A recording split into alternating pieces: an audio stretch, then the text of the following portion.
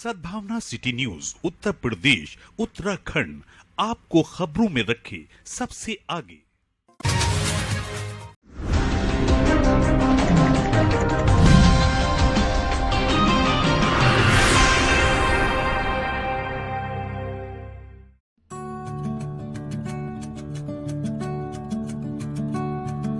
नए साल पर ऑक्सफोर्ड पब्लिक स्कूल में आयोजित कार्यक्रम में नववर्ष की मुबारकबाद देते हुए वक्ताओं ने कहा कि हम ईश्वर से प्रार्थना करते हैं कि ये नए साल सभी देशवासियों के लिए तरक्की, खुशहाली और शांति, एकता, भाईचारे को लेकर आए।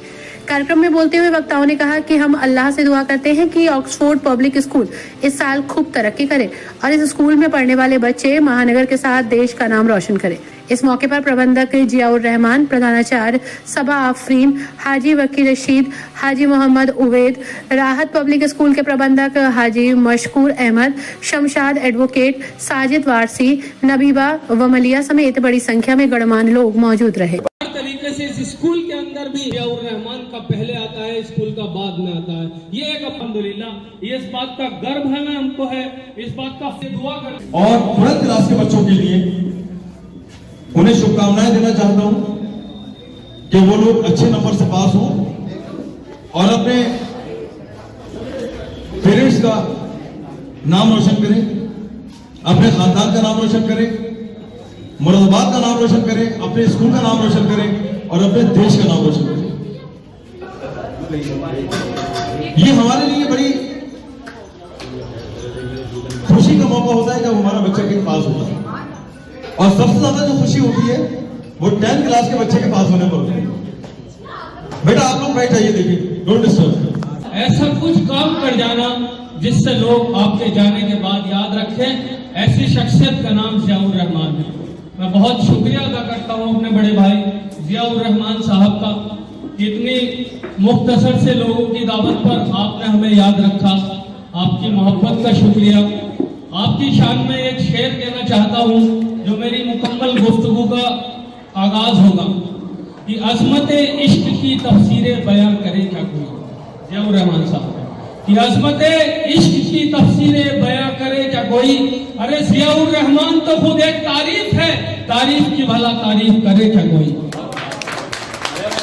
मेरे भाई के अंदर अल्हम्दुलिल्लाह अल्लाह पाक ने दीनी दुनियावी हर तरह की सलाहियत से नवाजा है।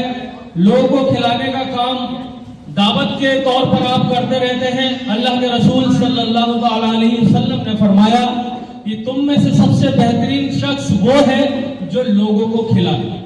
देखिए मेरे आका फरमाते हैं लोगों को खिलाए, ना कि कहा कि किसी हिंदू को खिलाए, मुसलमान को खिलाए, सिख को खिलाए, ईसाई को खिलाए।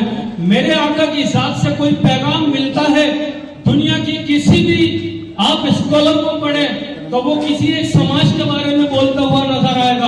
आप किसी दुनियावी और शख्सियत को पढ़े तो किसी एक मजहब के बारे में बोलता नजर आएगा। लेकिन ये शान है, शान मुस्तफा मोहम्मद सल्लल्लाहु अलैहि वसल्लम कि जिसकी ज़बान अक़दस से जब कोई नाम निकला है तो वो पैगाम इंसानियत का निकला है।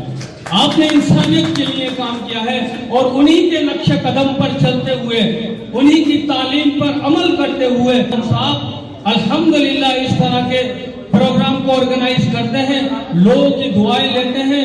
चाहे जितने भी आपके खिलाफ आवाजें उठे, आपके कदमों के अंदर रोड़े बने, इंशाअल्लाह ताला मैं ये उम्मीद करता हूँ अल्लाह की जात से कि वो तमाम आफात और बलियात जितनी भी होंगी वो उन सब लोगों की दुआओं के सदके आपसे टलती हुई नजर आए। न गली नंबर 1 में पहचाना जाता है, न 2 में, न 3 में, न 8 में, न 10 में, जितनी गलियां तुमने की हैं और उन गलियों से जहां जहां रास्ते जाते हैं और उस रास्तों में जितने मकान बसते हैं और उस मकान में बसने वाली जितनी औरतें खवातीन रहती हैं, उनके घर के अंदर जितने बच्चे रहते हैं, उन सारे बच्चों के मुस्तकबिल के लिए अगर कोई काम कर रहा है इस कमली की बस्ती के अंदर तो वो कोई और नहीं, मेरा भाई जिया है, जिया है और दिया है मेरा भाई। उन हालातों के हिसाब से हम लोग बहुत कमज़दा हैं। एक तरफ जहां यूक्रेन और रूस की लड़ाई चल रही है, वहीं दूसरी तरफ इजराइल और फिलिस्तीन के बीच में लड़ाई चल रही है, जहां तमाम बेगुनाह और बेकसूर बच्चे और फिलिस्तीनियों को जो है सरेआम मारा जा रहा है। इन हालातों में हमें और आपको सोचने की जरूरत है। उसके साथ ही इस मुल्क के जो हालात हैं उस पर गंभीर विचार की जरूरत है। कि आज हमारी कौम जो इस हालात में पहुंची है उसकी क्या वजह है। जो मैं समझता हूं और जो दानिशवर और हुनरमंद लोगों में बैठा हूं, उनकी जो बातें हैं, उन बातों में जो जुज निकलता है वो ये है कि हमारी कौम की कुछ कमियां रही हैं। आजादी के बाद से आज तक हम लोगों ने अपनी तालीम और तरक्की की तरफ ध्यान नहीं दिया। आजादी से पहले